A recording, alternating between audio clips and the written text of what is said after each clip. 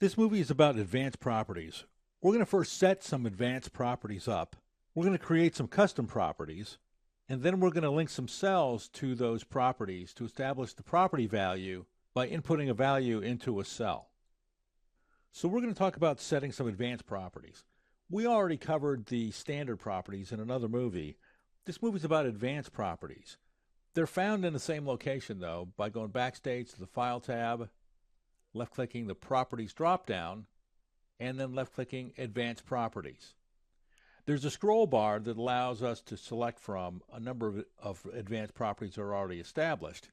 We can select one, determine the type of content that's going to be stored as a value for this property, whether it be text, a date, a number, or Boolean, yes or no.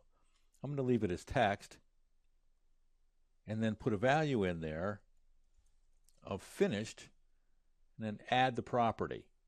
So we're not left with just the properties that are on this list. We can create our own.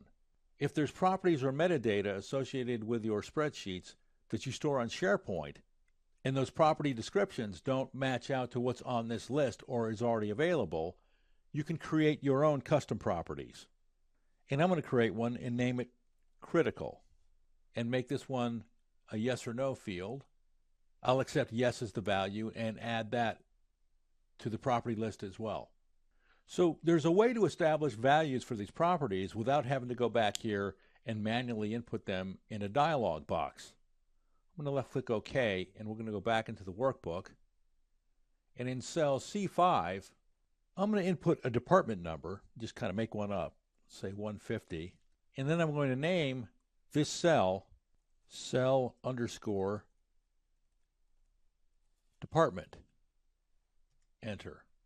And now with this cell selected, I'm going to go back to the Advanced Property dialog box, left-click Department,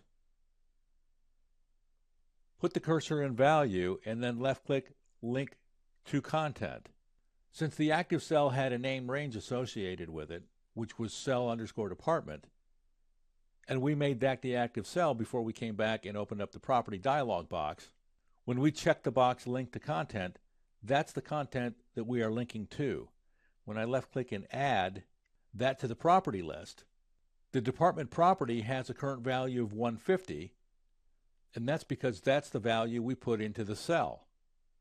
I'm going to accept that and left click OK, go back into the workbook and make that 250, and then go back stage to the property dialog box, and now the department has a value of 250.